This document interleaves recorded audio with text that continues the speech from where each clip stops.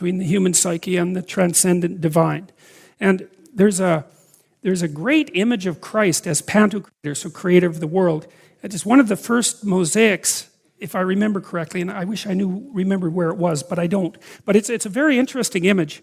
I'm having a carving of it made at the moment by a friend of mine, but you see Christ's face portrayed in a medieval manner, and he's holding a book. So it symbolizes the importance of the book, as a means of transmitting wisdom. And his face is very asymmetrical.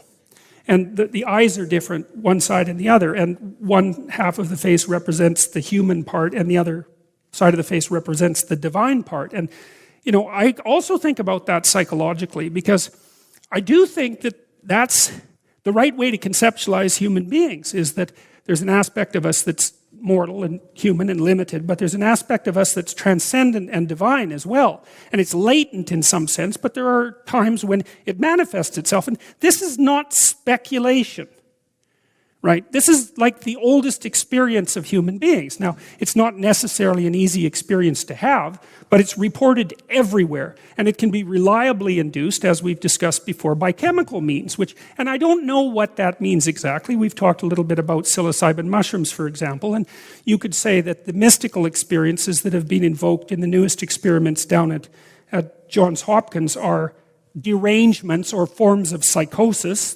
because they have some similarity to psychotic experiences. Although psychotic people were given LSD in the 60s, and they always said that that was something different than what they were having.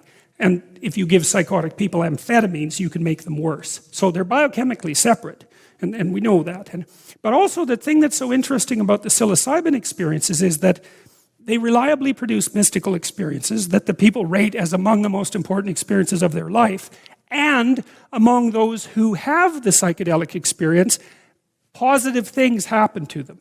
And so that kind of messes with the whole psychosis theory, right? Because what are you going to do? You're going to claim that you give someone a pill and they have a psychotic break and then they're healthier. It's like, no, that isn't how psychotic breaks work. You're not healthier after having one. You're a broken egg, and it's not easy to put you back together. So, and we know that people all over the world have discovered every manner of psychedelic substance that you could possibly. Well, you imagine there's lots of hungry people wandering the earth for a long time, and they ate every damn thing they could get their hands on, and now and then something very peculiar happened as a consequence. So I'm going to tell you a little bit about the shamanic tradition, because it's associated with Jacob's Ladder. So according to Mircea Eliade, he was a great historian of religion, a compatriot of Jung's, and they influenced each other quite substantially. Eliade believed that shamanism that used psychedelics was a degeneration from the original, more pure shamanism, but I think later scholarship has demonstrated that that's incorrect, that the shamanic ritual per se was a direct consequence of the discovery of and ritualistic use of psychedelic substances. But anyways, Eliade identified 3 pathways to shamanism. And the shaman in a tribe was more educated than the typical person, with a larger vocabulary, and was the repository of the oral tradition. And so learned all the stories that had been passed down word to mouth. And people, by the way, can very, very accurately tell the same story across generations. That's been quite well documented. So, and people who can't read really can remember, because what else are they going to do? Their memories are far greater than modern people's memories, because we can forget everything because we can just look it up. But they remembered things because they had no choice. My father knew someone who was illiterate and couldn't use numbers either when he grew up in Saskatchewan, 60 years ago. And he had sheep, if I remember correctly. And although he couldn't count, he knew if one of his sheep was missing, because he knew all the sheep. And so he could tell just by looking if one of the sheep was missing, but he couldn't count. And so people who don't have our particular set of skills, first of all, they're not stupid, and second, they have other skills that we don't understand to fill in the gaps. So Eliade identified spontaneous vocation. So you had the spirit of a shaman, let's say, so you're probably extremely high in openness, let's say, from a modern perspective.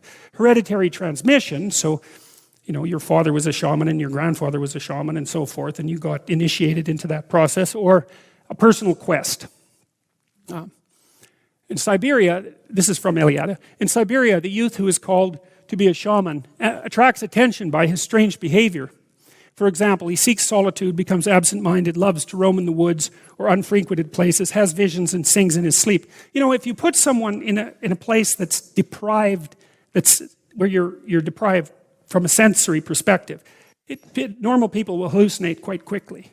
So it seems what happens is that if you dampen down the sensory input, then you start to become aware of the background processes of your mind. It's something like that. It's like the signal to noise ratio. I got to get this right. As the noise decreases, some of the noise becomes signal. The background noise becomes signal. And you start to become aware of your own internal psychological processes. It's something like that. He has visions and sings in his sleep. In some instances, this period of incubation is marked by quite serious symptoms. Among the Yakut, the young man sometimes has fits of fury and easily loses consciousness, hides in the forest, feeds on the bark of trees, throws himself into water and fire, and cuts himself with knives. We went to a potlatch on northern Vancouver Island about a year ago, and they had this one dance. It was the Kwakwaka'wakw natives, and they had this interesting dance that was the dance of the wild man. And so the person who invited us was the wild man, and he was dressed up in tree branches and so forth. And so he was the person who'd been in the bush too long. And he came in as a cannibal. And there was genuine cannibalistic rites among these people not so long ago. And he came in as a cannibal, and everybody had to wear this like cedar headdress, because if you had a cedar headdress on, then the cannibal wouldn't take a bite out of you. And they actually took this rather seriously. So you should have your cedar headdress on. And so he's looking around the crowd, and there's like 400 people in this place, and he could really act too. And so he's doing this wild man dance. And then all the women stood up and started to kind of dance in place and sing, and they were taming him. So that was really cool. It was really interesting to see that, because those people they've had an unbroken culture for about 13,000 years, eh? That's how long they've been out on the island there. And it was very interesting to see the dramatization of the domestication of man by women laid out in that dance in that way.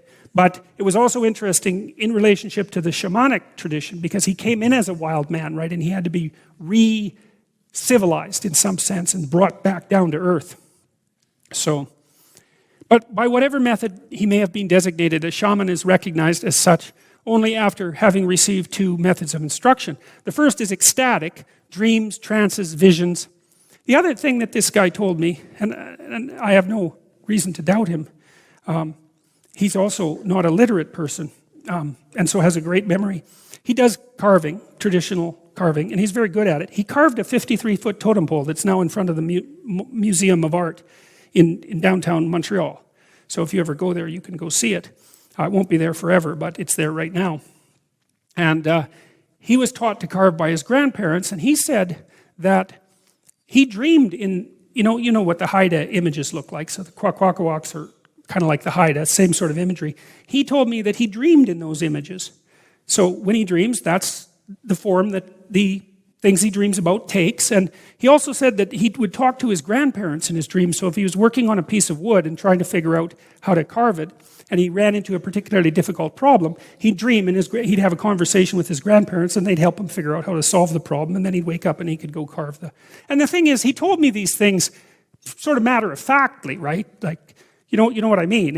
It wasn't like he was telling me these weird things that happened to him, although he was doing that to some degree. I asked him a lot of questions about what he carved and what it all meant, and that was just part of his explanation of how he did it. And he carved me a couple of doors that I have in my house, and one of them is quite interesting. Well, the two make a panel, and they're an underwater scene, and under the water there's a bunch of mythical monsters. Some of them are killer whales, and I think there's an octopus down there, and carved in this particular style. And he said that the other thing that happens to him when he dreams is he goes down to the bottom of the water where these mythical creatures are, and he gets inspiration from them. And so I thought that was extremely interesting too.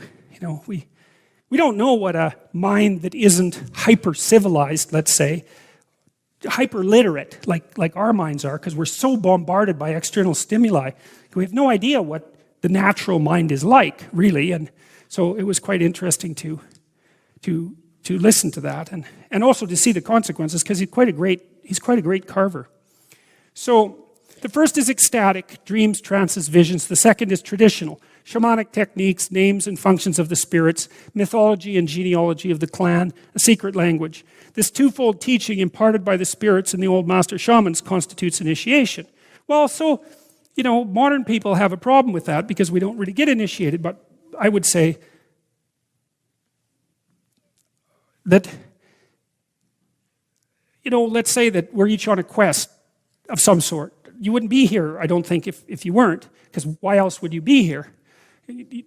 And so you're on a quest of some sort to figure out, to struggle with the meaning of life, let's say. And you don't want to do that alone because you only last like 70 years, and good luck figuring it out on your own. It's just not going to happen. It's too complicated. And you'll be too isolated, right? If it's just you, that's insanity. No one can stand that. And so you hope that other people have things to tell you and that your culture has something to tell you, so you're on a quest, maybe not with the same intensity as a shamanic initiate, but, let's give you some credit. And then you're also trying to understand the wisdom of the past. And that's the second part of this. It's like, okay, well, you're a human being, and human beings have been telling stories for a long period of time, trying to figure out what's going on, trying to figure out how to orient themselves in the world. And so, partly what you're doing here is exactly what the shamanic initiate does in the second part of the process, which is to expose yourself to the degree that you can to names and functions of the spirits, mythology and genealogy of the clan, and the secret language. This twofold teaching imparted by the spirits and the old master shamans constitutes initiation. So that's the rebirth, right? That's what initiation is. It's being born again. And that's a birth of the spirit rather than of the body. It's something like that. And so it's the rebirth of an integrated psyche. That's one way of thinking about it. And a psyche that's individual, but also grounded in common humanity, in the wisdom of common humanity. And that makes you strong, or at least it makes you stronger. Because there's a limit to your strength, but God only knows to some degree what that limit is. People can be unbelievably tough. Unbelievably tough. And I think it's even the more admirable for human beings to be tough because we're so conscious of how we can be hurt. And we're so conscious of what that hurt can lead to. You can have your family taken away from you and you can be destroyed. And the fact that you can be courageous in the face of that at all is something that is absolutely unbelievable, right? And people deserve a lot more credit, I think, than people give themselves. Because the fact that we can be honorable under conditions of life and death, right, of suffering, that's a testament to the human spirit. And there's a profound anti-human ethos, I think, that pervades our culture, that considers human beings cancers on the planet, something like that, and that there should be less of us. It's the same spirit that motivated the guy who wrote the book about it better to have never been. And it's like, I don't see it that way, I think people do pretty well for having their leg caught in a bear trap and their head caught in a vice. They're actually doing pretty well because life is really hard. And the fact that we're not absolutely brutal and murderous all the time is really something remarkable, given what we actually have to contend with, that we can go out of our way to be honest and generous and altruistic and to care for each other under unbelievably dire circumstances and to act nobly sometimes under the most trying conditions. In Solzhenitsyn's Gulag Archipelago, he tells story after story of people who acted abysmally, but also people who, under the worst threats imaginable, never sacrificed their character.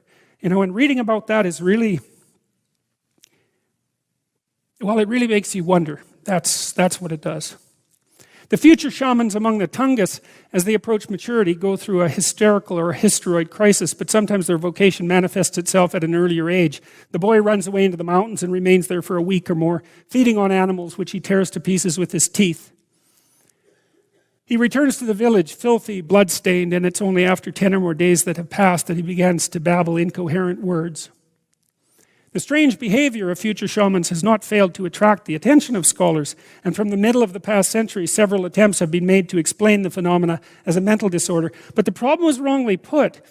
For on the one hand, it is not true that shamans always are or always have to be neuropathic, mentally deranged. On the other hand, and this is the critical issue, those among them who had been ill become shamans precisely because they had succeeded in becoming cured. So it's not the descent into this strange subterranean psychological state that constitutes the transformation that makes the shaman, but it's the emergence back out of that. And that's a journey to the underworld and a rebirth, right? And there's this great book, this is a great book, by a guy named Henry Ellenberger, and he was an existential psychoanalyst and philosopher, and he wrote a book called The Discovery of the Unconscious, which I would highly recommend. It's on my list of recommended readings. It is a great book. If you want to know about the psychoanalytic tradition, it's the best introduction there is, and he discusses Adler and Jung and Freud and does a very credible job of all three, but also takes the history of psychoanalytic thought back 300 or 400 years before Freud. And so it's very engaging reading and very interesting. And one of the things Ellenberger points out quite clearly is, and he associates this to some degree with this shamanic tradition, that both Freud and Jung in particular, underwent very intense periods of psychological disturbance, let's say. And I would say what was happening is that because they were questioning their axioms at the most fundamental level, they were deranging their cognitive and perceptual structures, right? And Jung was also experimenting with imaginative techniques, with visionary techniques, which he did a lot. And there was a period of his life where he was having a constant stream of visions, which he wrote down in a book called The Red Book. But at the same time, he was still functioning as a psychiatrist and operating normally in the world. And so, people have suggested that what he had was a psychotic break, but that's ridiculous because that's not how it works, man. If you're having a psychotic break, you're not being an effective psychiatrist. Those things do not go together, especially not for a long period of time. And so there's the possibility of extreme experience without psychopathology. And so, and Ellenberger, he says much the same thing about Freud and about Charles Darwin as well, who underwent a terrible period of mental confusion, I would say, as a consequence of formulating his theory of evolution, which was really hard on him because he was a diehard Christian, and he knew what the implications of his theory were. He didn't know what to do about that, so it was very, very hard on him. So it's quite common for people of genius to go through an intense crisis, psychological crisis, but then resolve it, and the genius is in the resolution, right? The precondition for the genius is the dissolution in some sense, because you have to be obsessed with a problem. It has to grip you completely before you're going to concentrate on it so obsessively that you might come up with a solution. But it's the people who come up with a solution that are the prophets and the shaman and so forth and so on. And so this isn't something that only characterizes archaic cultures. We just don't recognize it in our own culture properly. And that's a problem. Well, sometimes we do. Right, you remember that in The Lion King, right? That Rafiki shows up, he's the shaman, he brings Simba down that tunnel, dark tunnel, that's the dark night of the soul. He has him reflect upon himself in a pool. When he reflects upon himself deeply, he sees the reflection of his father, then that becomes a thing of cosmic significance. And his father appears in the sky, just like God appears to Jacob and basically tells him that it's time for him to grow the hell up and to return to the devastated kingdom and to set it right. And that's right. That's exactly right. I mean, we live in the devastated kingdom. That's an eternal truth. And it's the responsibility of the individual to grow the hell up and to set it right. Because when it's devastated and when things are not in place, then everyone suffers too much.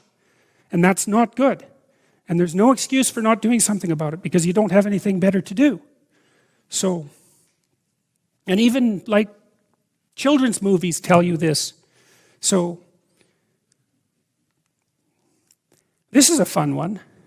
This is from the Eadwine Psalter, 9th to 12th century. And that's Adam and Eve. But there is speculation that the fruit that they're eating there, you see, these psilocybin mushrooms, right? Because they're the only kind of mushroom that grow like that. So that's pretty wild, you might say. And then this is I think it's called Banisteria vine, if I remember correctly, and it's what ayahuasca is made out of. And it has this double helix form, which is very, very interesting. And the natives, nobody could figure out how the hell they made this ayahuasca, which transports people spiritually in a very intense manner. And there's a whole religion based on it, like a modern religion as well as the archaic religion. And to make this stuff, they had to take two plants that don't grow anywhere near each other. And like there's like 1 million plants in the Amazon, so like how do you figure that out? Nobody knows. And then you have to cook them in this very particular way for a particular amount of time before you produce this stuff. So one of the plants has DMT in it, which is a very intense psychedelic, but it's very short acting. And the other has a MAO inhibitor. So if you take the DMT and you take the MAO inhibitor, then the DMT trip lasts for much longer. And so that's what these Amazonian natives figured out. And no one has any idea how they managed it. And if you ask them, they tell you that the plants told them how to do it, which isn't much of an explanation as far as modern people are concerned. But then when modern people take the ayahuasca and the plant, so to speak, starts to talk to them, they're a little less leery of the whole theory that the plants had something to do with this. So, and these things, I'm loath to talk about this because I'm not an advocate for drug use. But by the same token, you can't ignore empirical data. It's not reasonable. And the empirical data that psychedelic substances can produce mystical experiences and that those often have a transformative effect. I mean, one of the latest studies showed that if you took people who were dying of cancer and you gave them psilocybin in a sufficient dose to produce a mystical experience, that you radically decreased their fear of death. It's like, you got to think about that, man. That's tough. That's a tough experiment. You just wouldn't expect that. You think, you take someone, you derange them intensely, and then when they come back, they're not, even though they're dying, they're not nearly as afraid of dying. You got to kind of wake up and smell the roses when you see something like that. And the people who are doing this research are very reliable people. So there's the Amanita muscaria. There's this old idea, it's quite a funny idea, toadstools. So flies like Amanita muscaria. And this is ridiculous, there's some evidence that they actually like getting stoned. So, because animals will eat these, like reindeer will eat these things too, and they get pretty tripped out by them. And so I have this book on psychedelic use among animals, which is a small book, but, and so, so there's this idea that toads used to sit around the Amanita muscaria and wait for the stone flies to like buzz badly around them and then snap them up. So that's pretty funny, I think. And so, there are mushrooms in the US that are the oldest organisms on the planet. Hey, there's one mushroom, I can't remember where it is, but it covers something like, oh God, I don't know, like hundreds of square miles. It's like this huge thing, because it's all underground, right? And they have these very complex networks of mycelia, they're called.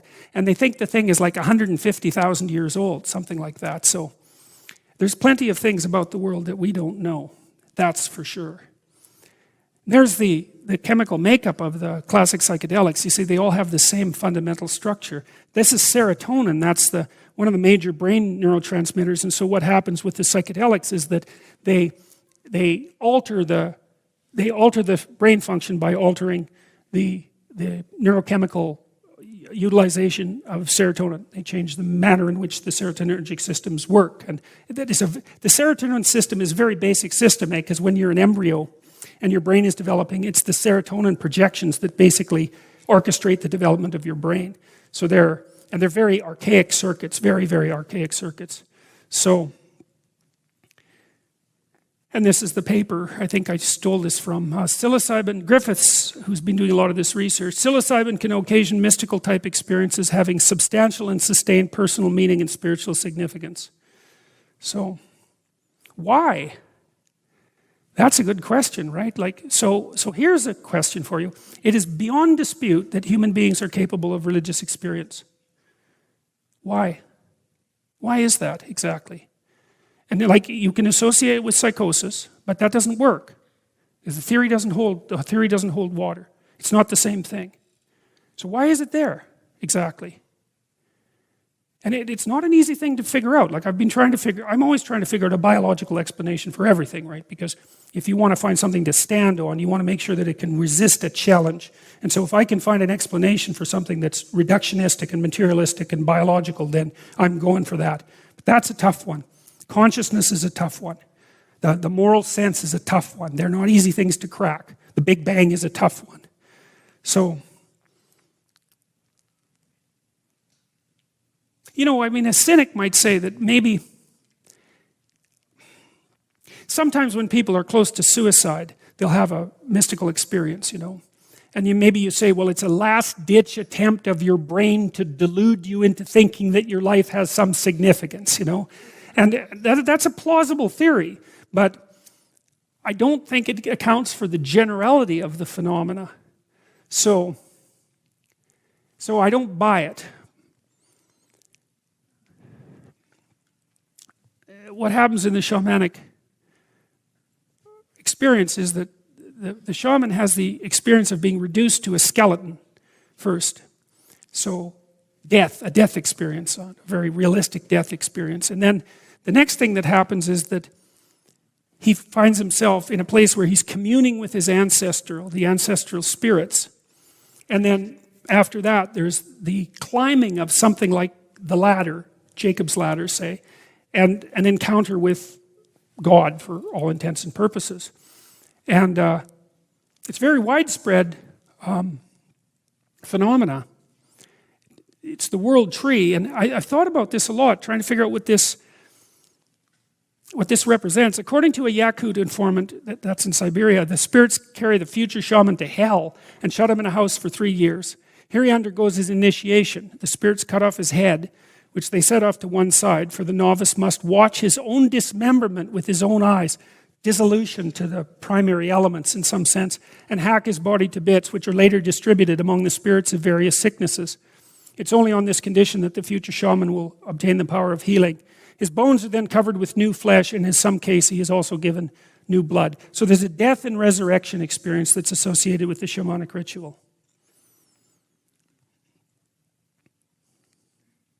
We're here in the presence of a very ancient religious idea which belongs to the hunter culture. Bone symbolizes the final root of animal life, the mold from which the flesh continually rises. It is from the bone that men and animals are reborn for a time. They maintain themselves in an existence of the flesh, then they die, and their life is reduced to the essence concentrated in the skeleton from which they will be born again. That's a good graphic representation of the experience. That's an old painting by, I think it's Hieronymus Bosch, if I remember correctly. And I really like that because it's reminiscent of the near-death experiences that you hear people describe, and they're quite common as well. And I had a very weird experience once. I don't think I've told you this story. I was assessing someone who had gone through a car windshield, and he was very depressed. It had happened a long time before, but he was very depressed. And the insurance company was basically accusing him of malingering, because he'd been depressed for so long, and he'd sort of healed up and everything. But if your left hemisphere is damaged, especially the frontal part of your left hemisphere, then you can be in a chronic state of depression, because the left hemisphere, generally speaking, is responsible for positive emotion. And so if it isn't there, then it's like negative emotion for you.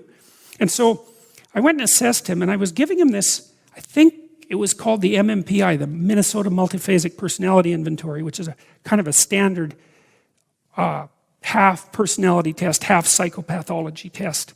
And he was filling it out. He was a very serious guy, middle-aged guy. Nothing about him was new agey in the least. He was like an accountant. I think in fact he was an accountant, if I remember correctly. And there was one question, and it said, "My spirit has left my body." I think that's right. It's very close. And he stopped and he asked me, he said, "I'm not sure how to answer this." And so I said, "Well, why?" And he said, "Well, after I went through the car windshield, I was in a coma for 3 weeks, something like that, and I died." I think he said he died 3 times. And he said that he couldn't remember anything during that period of time, and he couldn't remember the car accident. That's retrograde amnesia. It's quite common with head injuries. And he said that during one of those experiences, and this is all he remembered from the hospital, was that he came out of his body and went down the long tunnel of light. You've heard these near-death experiences, and then saw his family members there and saw the heavenly light, and then realized that it wasn't his time and came back to his body. Now, what was interesting about this guy was that, well, first of all, I didn't ask him about this, right? He basically volunteered the story, and it was instigated by this question, and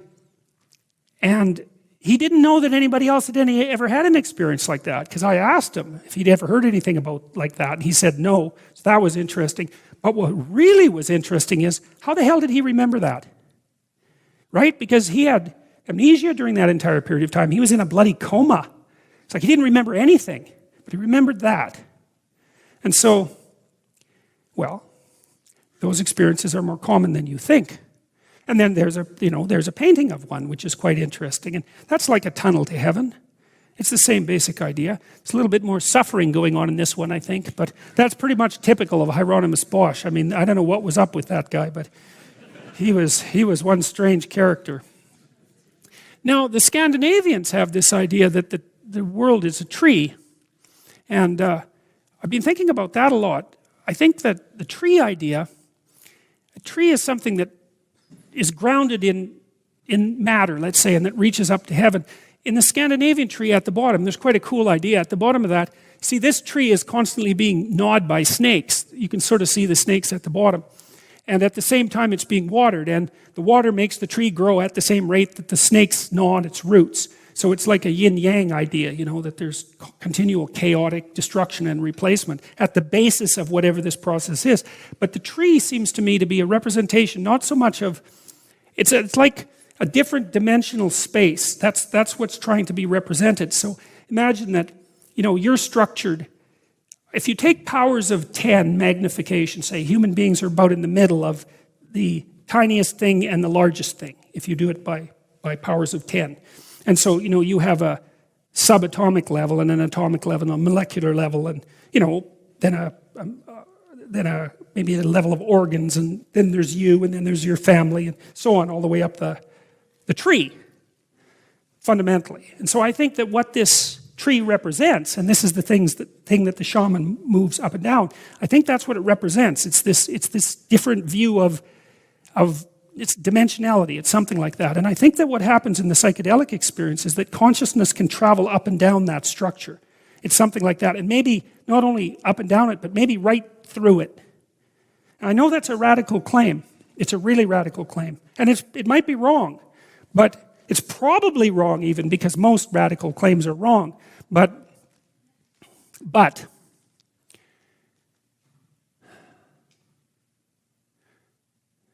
I'm not so sure it's wrong. And here's something cool. So that's the Scandinavian world tree, and that was drawn by an anthropologist who visited the tribes in the Amazon who use ayahuasca.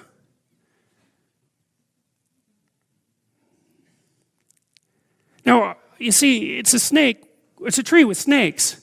Well, that's reminiscent of the story in Adam and Eve, obviously, but it's also reminiscent of our primate dwelling place, right? Because that was basically our ancestral home, a tree surrounded by snakes, and the snakes like to eat us. And this is a long time ago. This is like 50 billion years ago. It's really a long time ago. And so we don't know where these images come from precisely. But I do have the suspicion that we use the circuitry that we developed to detect snakes to represent the unknown as such, because like a snake is something that comes out of the unknown, and like we evolved, right? We all evolved out of an animal substructure, and so we had to get our biological cognitive structure from somewhere, and we have this capacity of thinking about the absolute unknown and the terrors that are involved in that, the horrors that can emerge from what we don't understand. And it stands perfectly to reason that we would use circuits that were already pre-developed for that, and that this is a reasonable representation of the existential structure of the world. So, and I think I might have showed you this before, but it never ceases to amaze me, this picture. So my son drew this when he was 8, and so on the right you see mushroom houses, and they have the names of all his friends on them, and so that's order, right? And then on the left side you see chaos there, and that little orange thing is a bug. And then there's a river that runs right down the middle, and so that's like the yin-yang symbol with the divide in the middle. So that's quite cool. And then there it is. There's Jacob's ladder. It's like Jack and the Beanstalk, which is, by the way, another variant of the same shamanic story. And there are bugs going up and down it. And then they're taking messages from heaven. And then up there in heaven, it's got the sun, and there's St. Peter. And I don't know where in the world he got this. It's not like he had a lot of religious education. I mean, despite me. And there's the pearly gates up there, and that was the world as far as he had a very well-ordered psyche, I would say, and still does. But when he drew that, it just absolutely blew me away. And so I had it laminated, and it's in my office because, well, I don't know, because like, what the hell do you make of that? That's why. So, well, you sort of get the picture there. The cathedrals, the great cathedrals of Europe they're like the forest in stone, right? And they try to represent the light coming through the leaves, and so it's sort of our ancestral forest home, but it's transformed into these great sculptures of stone. And they produce awe because of the combination of light and darkness and color, but also I think for the same reason that huge trees produce awe in people, and we don't want them cut down. They seem sacred in some sense, and perhaps they are. But it also seemed to me, this is an intuition, that the architects of these great cathedrals were trying to express something that's deep and structural. They're trying to express the idea that if being was constituted properly, then it would be organized from the subatomic level all the way up to the highest cosmic level perfectly, so every layer stacked on top of each other without any contradictions, and that would be an ideal mode of being, and everything would come together under those circumstances. And that's what's being expressed in these cathedrals. It's not all that's being expressed, because they're also shaped like a cross. And the idea is that the center of the cross, which is the center of suffering, is also the place of the individual, the place where the transformation takes place. That's all built into the architecture as well. And so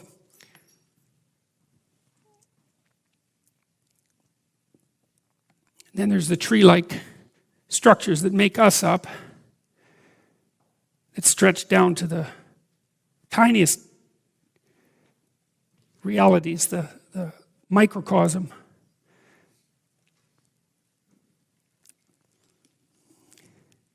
Then there's this idea, it's all represented in the same way. Again, it's this idea, especially the mandala up in the top right, it's the idea of this perfection of crystalline structure. And that's what the yogis are trying to attain when they organize their bodies. They're trying to get every single layer of their being aligned properly. And it's something like, and you can kind of see an echo of that I think that's a Tibetan sand painting, if I remember correctly, on the bottom left. The idea is that if you get yourself aligned properly, then information can flow along that tree that's you without impediment, something like that. And that would be like a state of optimal health. And that both physical and spiritual exercises can put you in that state. And those are all clouds of ideas that surround this idea of a ladder to heaven. So Jacob is talking to God, and God says, "Behold, I am with thee, and I will keep thee in all places where you go, and bring you again into this land, for I won't leave you until I have done that which I have spoken to you of." And Jacob awakened out of his sleep, and he said, "Surely the Lord is in this place, and I knew it not." And he was afraid and said, "How dreadful is this place! This is none other but the house of God, and this is the gate of heaven." And Jacob rose up early in the morning and took the stone that he had put for his pillows and set it up for a pillar and poured oil on top of it. That's a sacrifice. And he called the name of that place Bethel, but the name of the city was called Luz at the first. And Jacob vowed a vow, saying, "If God will be with me and will keep me in this way that I go, and will give me bread to eat and raiment to put on, so that I come again to my father's house in peace, then shall the Lord be my God. And this stone which I have set for a pillar shall be God's house. And of all of that is given to me, I will surely give the 10th unto thee." And that's a pretty good place to stop. So now I'll just conclude. So you have this very morally ambivalent character, right, who's so far, pretty much everything he's done that we're familiar with is not good. So he's betrayed his brother horribly twice, badly enough so that his brother wants to kill him, and everyone can kind of sympathize with his brother. So, and then he runs away, essentially, because his mother tells him to, which is not exactly a testament to his character. And despite that, strangely enough, he has this experience, and that's heartening, I guess. And that's the point, is that people are predisposed to terrible error. There's no doubt about that. And yet, when I was writing my latest book, I had a friend of mine, Norman Deutsch, wrote the foreword. And Norman's written a couple of great books, and he's Jewish. And he read some of what I'd written, and he took me to task for making the God of the Old Testament, from a Christian perspective, too harsh and unforgiving. And I rewrote a fair bit of it because of his criticism and because of what I've learned doing these lectures. It's like, it's not exactly right, what happens in the Old Testament is if you screw up, especially if you know you do, and you decide that you're not going to do anything about it, so it's conscious and deliberate, then look the hell out. You are in serious trouble. And I actually think that's also psychologically accurate. One of the things Jung pointed out, and this always struck me, was that if you don't know what you're doing, this is actually in the Gospel of Thomas as well, interestingly enough, as one of the Gnostic Gospels, Christ tells his followers something like, if you make a mistake and you don't know what you're doing, then you'll be forgiven for it. But if you make a mistake knowing what you're doing, and you do it anyways, then good luck to you. And I think that's psychologically accurate.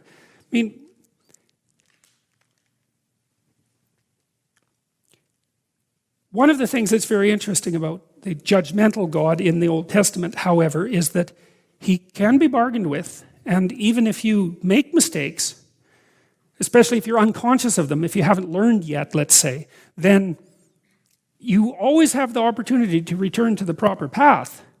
And people get cynical about that because there's, this mostly Christian idea that you could live a terribly sinful life, but if you repented on your deathbed, it's like heaven for you. And it's like, well, that sounds like a great deal, right? It's like, you can do whatever the hell you want until just before you die. Of course, you might not know when that is, so that's a problem.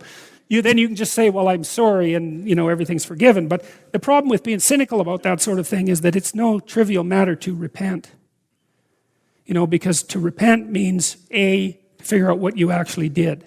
And the worse things that you did, the more horrible it is to figure it out. It's no joke, right? And there's no genuine repentance without understanding of the depth of your depravity. And so, if you've lived a particularly reprehensible life and you come to understand it, I think that in and of itself could kill you. It's a terrible thing to wake up and see what you've done, if what you've done is truly terrible. So there's no easy out. It's not an easy out. It's just pure cynicism to associate that idea with an easy out. It's not. But there is that positive idea that's continually represented, is that the individual is the source of moral choice, and the individual is prone to genuine error and temptation in a believable and realistic way. But that doesn't sever the relationship between the individual and the divine and the possibility of further growth. And then I would say, well, thank God for that, because without that, who would have a chance, right? Who would have a chance? And so the idea that the deity as presented, the infinite, let's say, as presented in the Old Testament is merely judgmental is definitely wrong, and is in fact something that you can contend with and bargain with. I'll close with one thing. One of the things that I learned while I was going through this was the meaning of the name Israel, because Jacob eventually gets named Israel. And I'm jumping ahead a little bit to the next lecture, but Israel, and so he's also the father of Israel and the father of the 12 sons who make up the 12 tribes of Israel. But what Israel means is he who struggles with God. And that's such an interesting idea, because it's, again, a psychological idea. And that's why I said earlier that it isn't obvious in the Old Testament what it means to believe in God, because what Jacob does is struggle with God. And I think that that's a really good characterization of an ethical life, because if you're trying to lead an ethical life, that's what you're doing, is you're struggling. Blind belief isn't helpful because you don't know what you're believing in. It's just not that helpful. But if you're possessed by the desire to orient yourself properly, but also confused by the by the existential structure of the world, which we all are, then what you're doing when you're trying to orient yourself properly in life is struggling ethically. And Jacob actually gets quite hurt. He wrestles with God literally, and God dislocates his thigh. And so, the idea there is watch the hell out, right? The thing that you're contending with is powerful, although you can contend with it. That's the thing that's so interesting. But, you do it at some genuine peril, which I think is exactly right. But the idea that Israel, so there's Israel, the state, let's say, and Israel, the promised land, and all of that. But there's this more important idea, which is, again, a psychological idea, which is the state of Israel, which is the promised land, is the state that everyone who wrestles with God exists in. And that's not happy, naive belief in, an eternally blessed afterlife. It's not that. It's not a wish fulfillment. It's to be actively engaged in life, in the difficulties of life, right? And trying to find the path. Because that's what wrestling with God is. It's trying to find the path. And that seems to me what belief means fundamentally in the Old Testament, and perhaps in the New Testament as well, is that belief is expressed in trying to find the path. And that's an ethical struggle, and it's a real struggle. It's the struggle of life. So as long as you're willing to engage in that struggle, then hypothetically you have the divine behind you. And so I believe that. I think that's true. Because the other thing I see is that the people who set things right so that the horrible forces of cosmic destruction don't do us in, the people who are trying to set things right are the ones that are struggling ethically. And that there is a redemptive element to that. And I don't think there's any way of being cynical about that. So thank you, Will.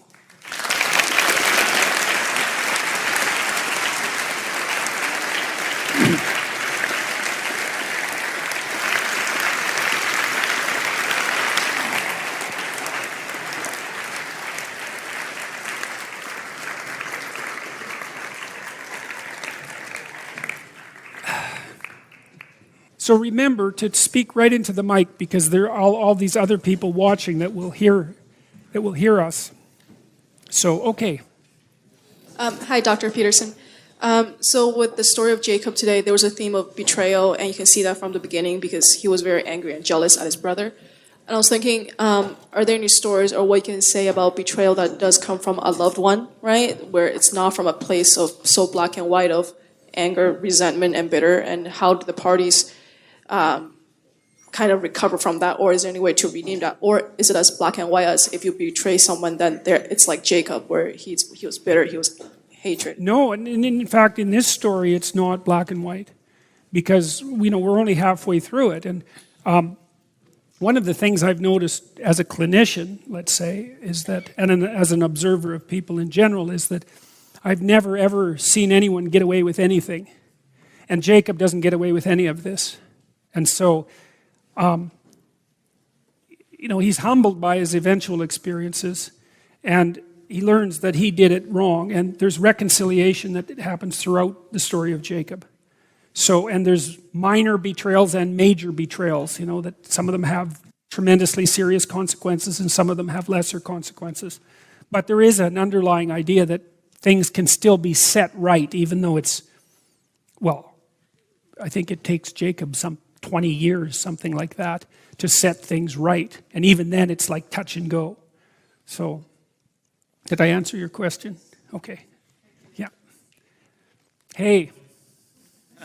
You speak frequently in your lectures about, I guess, the war between good and evil, or the struggle of life really is a struggle between good and evil being at the core of a conscious, lived existence. And I guess on that note, if you were 100% certain that there was no afterlife, would you still be able to preach that there's a positive meaning in life? If you were 100% certain. Some atheists seem to be 100% certain, and yet they still preach that there's some positive meaning to life. Would you be one of those, or would you turn into Cain, so cynical? I think that, as far as I'm concerned, one of the things I learned from studying 20th century history is that, like, even if you take the most cynical of ideas, let's say that life is irredeemable suffering and perhaps isn't even justified because of that, it still seems to me that you have an ethical duty, let's say, to live in a manner that reduces that to the degree that that's possible.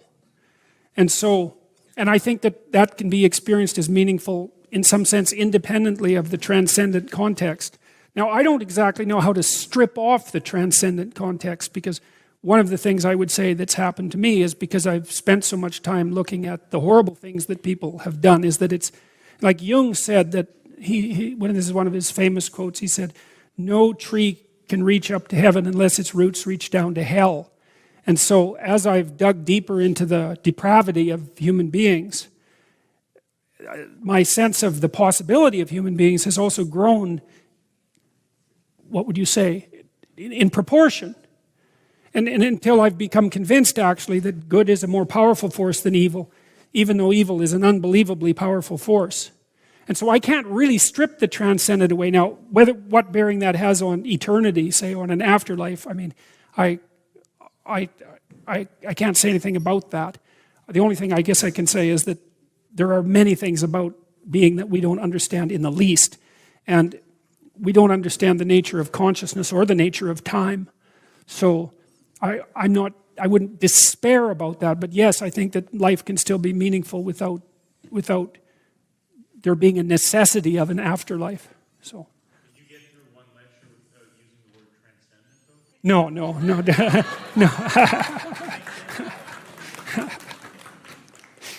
Hi, Dr. Peterson. So since studying your work, one of the things that I found most fascinating is your analysis of the story of Cain and Abel.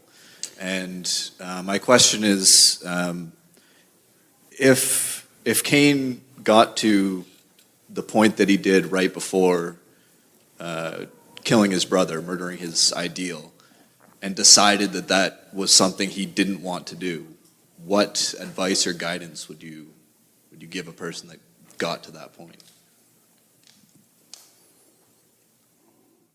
Well, there's a story I read called The Cocktail Party. I've mentioned this before, by T.S. Eliot. And in The Cocktail Party, there's a scene, it's a play, where this woman approaches a psychiatrist and starts talking to him about her problems. And she says something that surprises him. She says, "I hope that I'm the problem." And he says, "Well, why would you hope that?" And she says, "Well, I thought about it a lot, and if the world's the problem, then I'm done because I can't change the world. But if I'm the problem, then maybe there's something about myself I can change and I can undo this terrible situation that I'm in." And so I would say that's repentance fundamentally. It's like, and I say this carefully because I understand that people are susceptible to bad fortune. Sin and ignorance can make that worse, but independently of that, like, good people suffer, make no mistake about it. But if things aren't right for you, if you're resentful about being, because that's the right way of, because that's the deepest way of thinking about it. If you read the writings of the people who do the mass killings, for example, that's what you see over and over. It's Cain. It's like they're angry beyond comprehension at the intolerability of being, and they're angry at God. Even if they don't say it exactly like that, they come so close to saying it like that there's no difference. You know, what God says to Cain is, look to yourself first before you criticize being. And that strikes me as right. It's because to not do that is arrogant beyond belief. That's satanic arrogance, literally, if something like that can be literal. It's like, don't make yourself the judge of being before you clean up your room, let's say. Because the other thing too, this is something I learned in some part from Solzhenitsyn when he was in the prison camps and trying to understand how these heroic people he saw could possibly manage it. One of the exercises he undertook, and he really viewed this within a Christian Orthodox context of repentance and redemption, is he said he went over his life with a fine-tooth comb and tried to imagine all of the ethical mistakes he made in his entire life that he knew were mistakes, right? It was a soul search, not, he wasn't relying on external standards of morality, except insofar as we're inevitably influenced by those. And then his idea was, is there something I could do right now to put that right?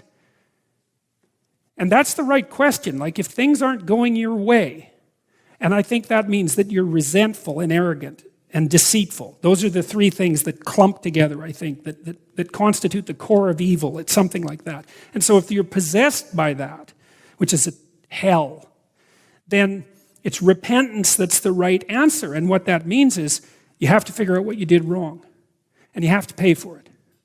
And then at least you could think, well, look, I can try that with all of my soul, let's say, and see what happens, right? It can at least be an experiment. And then I would also say that that's an act of faith. It's an act of faith to conduct that experiment. Because you put yourself on the line, right? And that's what an act of faith is. You don't know the outcome, but you don't know the outcome of your life. So to live, in some sense, is an act of faith. You're putting faith in something. That's why you're moving forward. You couldn't move forward without an act of faith. You know, and people say, well, I only move forward on the basis of the facts. It's like, yeah, but you select the facts, and there's an infinity of facts, and they don't just tell you what to do. So it's not a credible answer. So if you're in that situation, it's like, look to yourself. You know, and one of the things about Solzhenitsyn that's so bloody amazing is that's what he did. And then he wrote the Gulag Archipelago, and, you know, he took an axe to the intellectual and moral substructure of the totalitarian communist states. So while he was redeeming himself, let's say, he was simultaneously redeeming the world. And you see something like that, like you got to wake up, man. That was really something. So, yeah.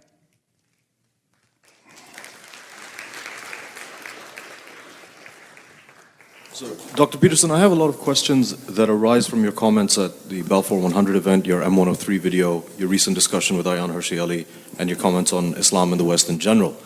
And in your comments, there's this common theme that one of these things is not like the other. You put the Judeo-Christian tradition on the one side and Islam on the other. Specifically, the, quote, complex problem of Islam and the, quote, as a, quote, totalizing system. And before I go further, let me state that if hypothetically a final analysis of Islam resulted in as total a denunciation as your analysis of postmodernism or neo-Marxism, I wouldn't be personally offended at all. This isn't a personal question. In your recent interview with Ayaan Hirsi Ali, she said, Western values are superior to Islamic law and Islamic values. I agree with that, basically, certainly in the context of, let's say, current global affairs. I'll skip the quotes from a Reason magazine interview, but you should read them because hers is a worldview which is very much the West versus Islam, not radical Islam, but Islam, including necessarily the military option. So my question is, at the level of psychological significance of these stories, at the level of mythology and archetype, how is Islam so different from the Judeo-Christian tradition? You know, because Adam, Eve, Havva, Satan, Shaitan, so on and so forth, everything from the fall to the flood, a lot of what you've discussed in this lecture series is necessarily part of Islam as well. And in fact, I think one of the strongest criticisms of Islam is that it's perhaps pretty unoriginal. You know, tonight you said that the moral presuppositions of a culture are instantiated in its stories. I see a lot of the same stories. So current global affairs aside, I'm asking at the deepest levels, how different are these stories and the moral presuppositions? Okay, well, that's a killer question. Well, okay, so the first thing I would say is, fundamentally, I don't know. And so part of the reason that one of the things I'm planning to do is to have a series of discussions, and plenty of people have contacted me about discussing with Ayaan Hirsi Ali, because as you know, she has powerful and serious foes. And they're not happy with her black and white distinction. And so, now I read Infidel, and I really liked that book. Like my sense was that she was a heroine. Now, what that means in relationship to Islam, that's a different story, because she came out of a totalitarian, let's say, family structure in a relatively totalitarian society. And you could make the case that there's a correspondence between that and Islam, and you could make the case that there isn't. And of course, that's the critical issue. And so, there's a couple of things that I can't wrap my head around with wrap my head around easily in relationship to Islam. And so one is what I see as the failure to separate church from state. And that's a problem. Now, it may not be a problem as such, but it's certainly a problem in relationship to the relation between Islam and the West, because we separate church from state. Now, there's fundamentalists in the United States, Christian fundamentalists, who think that that separation is a mistake. So it's not only an idea that's rooted in Islam that those should be united. But it's definitely a problem with regards to our coexistence, because that's a fundamentally different presumption. Okay, so that's problem number one. Problem number two for me, and again, this may be a consequence of my ignorance, which I'm trying to rectify, Muhammad was a warlord. And I don't know what to do about that fact. Like, one thing you can say about Christ, hypothetically, let's say, I'm not talking about a historical reality necessarily, although I'm not denying it either, is that of all the things he was, warlord was definitely not one of them. And I don't know what to do about that. And so I don't know how to reconcile that. And I don't know how to reconcile, like, not only was Muhammad a warlord, which I don't think is an unreasonable thing to proclaim, the expansion that he initiated was unbelievably successful. I mean, within 600 years, it was the biggest empire the world had ever seen. And it demolished Byzantine Christianity, which is something that Western people don't even know. You know, I've read thinkers who said that the West was so traumatized, culturally, let's say, by the demolition of Byzantine Christianity, that we can't even study it now. And so, I don't know if that's true, but I don't know that it's not true either. And the Buddhists were wiped out of Afghanistan, and we saw that echoed in the Taliban's destruction of those great Buddhist monuments. And so what I'm hoping is that there's a bridge. There better be a bridge. And that's why I want to have these discussions, because I'd like to understand if there's a bridge. And so lots of people have sent me people who I should talk to, who they think represent Islam far better than Ayaan Hirsi Ali. And perhaps they're correct, and hopefully I'll get an opportunity to talk to them, because I would like to know why. I would like to know if what I think is wrong. Because if it's wrong, it's important that I know it's wrong. But at the moment, I don't know it's wrong, and B, I don't see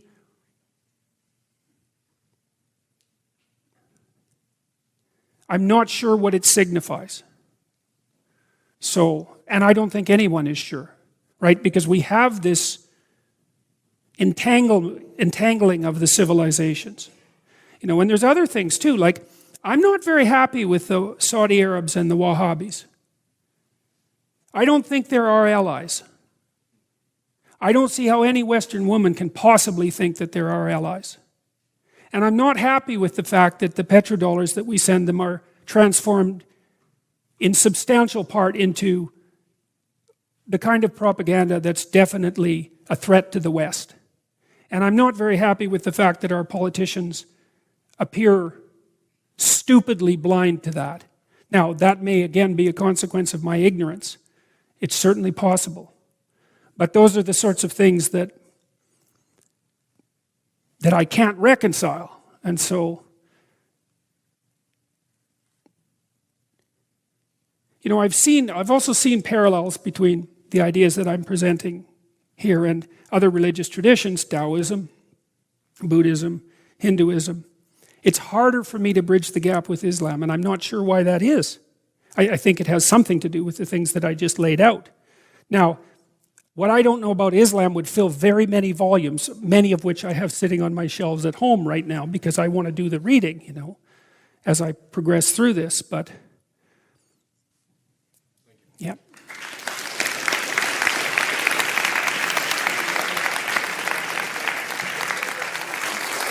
Good evening, Dr. Peterson. Thanks for continuing this series.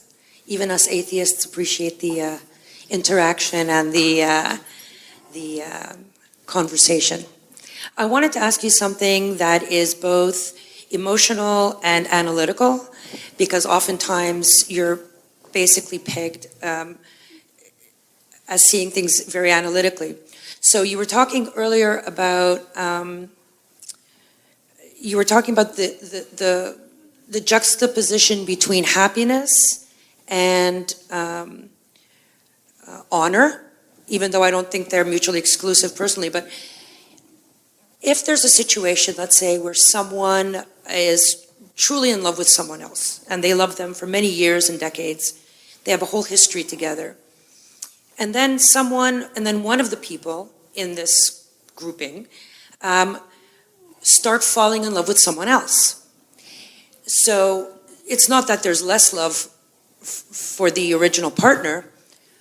How analytically and emotionally do you take care of a situation like that when you feel that you want to stay honorable and be happy? Okay, so the first thing I would say is the devil's always in the details, right? So one of the things that I'm not happy about with much modern moral theorizing is that it takes a story like that, and then tries to extract out a general moral principle. And often that's impossible because the particulars of the situation are very important. But having said that, all right, so let me think about that for a minute. I'm not sure that it's possible to be honorable in a situation like that, because I think that you've acted out the violation already. And having acted out the violation, to confess it might be the right thing to do, although perhaps not. Because it isn't obvious to me that if you betray someone, then you get to have the right to tell them about it. My observation has been that if there's a tight relationship, and if one party is betrayed by the other in that manner, that it's almost always irreconcilable. It breaks it. And I've helped people try to struggle through that, on both sides of it, the person who was betrayed and the person who did the betrayal. I've seen people grow up and not do it again, and this was in situations where their partner didn't know. And in a couple of those situations, it seemed to me that it might have even been a necessary learning experience for the person who did it. It helped them develop. That doesn't mean I'm justifying it, but life is complicated. But I think that society works better, all things considered, when you make a promise and you stick to it. And one of the things I learned from reading Jung, which I really liked, was, he believed that, and he had his affairs too, so you might think about it as somewhat hypocritical, but I think that people can make mistakes without having what they think necessarily be wrong. He said that there are things in a marriage that you can't have unless you're all in. And I believe that. And so if there's a back door open, to begin with, or a back door opens, then I think that there's something about the relationship that is lacking at least, and I think you pay a big price for that.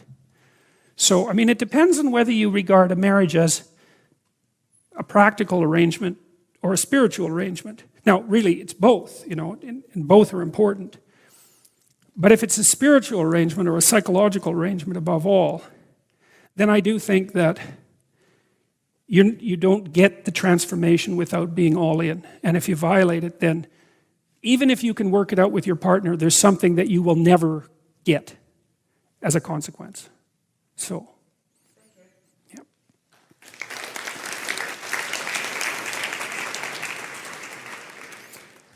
Last question. Okay, I hope I'll make this good.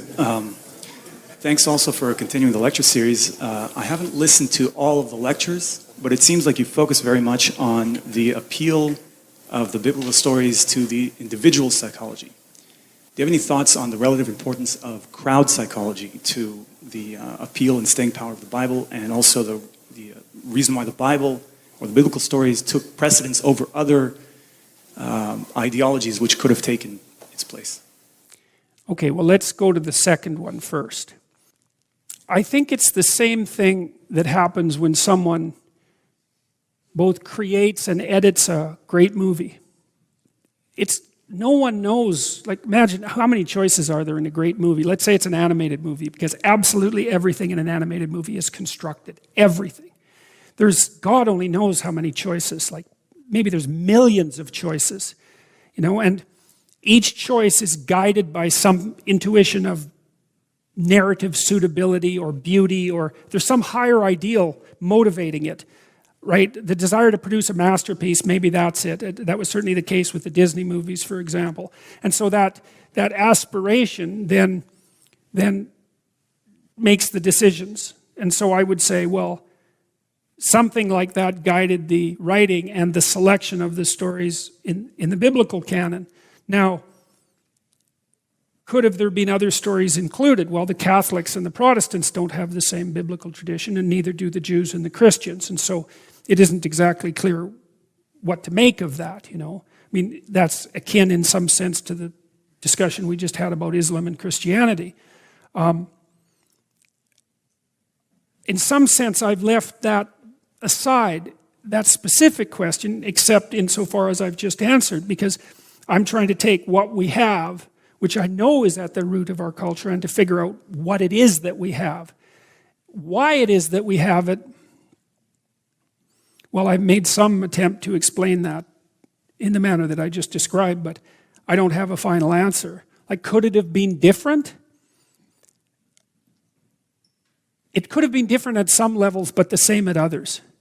I mean, one of the things that scholars of comparative religion who haven't been infected fatally with postmodernism have definitely realized, so Jung, for example, and Eliade, and people who are interested in grand narratives, one of the things they pointed out quite clearly is that there's a set of common mythological themes across many cultures, and I tried to outline that in Maps of Meaning, and that worked out quite nicely for me, at least as far as I was concerned, because once I had the basic archetypal structure mapped out, it opened up all sorts of stories to me from all sorts of different cultures, and that's been unbelievably useful. Like the Mesopotamian story of the Enuma Elish, when I figured out what that meant, as far as I was concerned, like I've never forgotten that. It just seared itself into my memory, and the same with the Egyptian stories and some Buddhist writings that I've read, and the Tao Te Ching is also very powerful. So I think that things can be different on one level and the same at another, but that humanity kind of coalesces on what's the same over a reasonable period of time, because there isn't that many ways that human beings can live properly as individuals and as groups together. And so there's this constant force that makes our ethical presuppositions converge. And then that's automatically expressed in the stories. It's something like that. Now, it's an imperfect process, and it's full of error. So, yeah.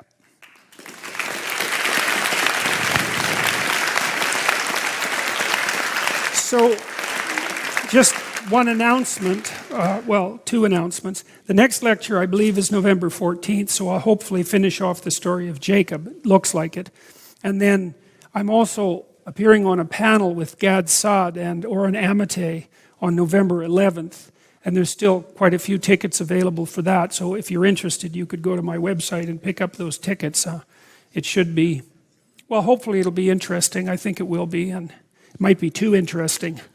That's one possibility. So we'll see. But I'm going to do 2 more of these this year. And I hope I get through the story of Joseph, and then I can start in the new year with Exodus. And that's a story that I know quite well. And the Exodus and Leviticus, and what's the one after that? Yes, thank you. So I'm very much looking forward to that, because that is one killer story, man. So, and I've got some surprises for that as well. So anyways, thank you very much for coming, and hopefully we'll see you November 14th. If you found this conversation meaningful, you might think about picking up Dad's books, Maps of Meaning, The Architecture of Belief, or his newer bestseller, 12 Rules for Life, An Antidote to Chaos. Both of these works delve much deeper into the topics covered in the Jordan B. Peterson podcast. See jordanbpeterson.com for audio, ebook, and text links, or pick up the books at your favorite bookseller. Remember to check out jordanbpeterson.com/personality for information on his new course, which is now 50% off. I hope you enjoyed this podcast. If you did, please let a friend know or leave a review. Next week's episode is a continuation of the biblical series and is titled A Wrestling with God. Talk to you soon. Follow me on my YouTube channel, Jordan B. Peterson. on Twitter @Jordan B. Peterson, on Facebook @Dr. Jordan B. Peterson, and at Instagram @Jordan.B.Peterson.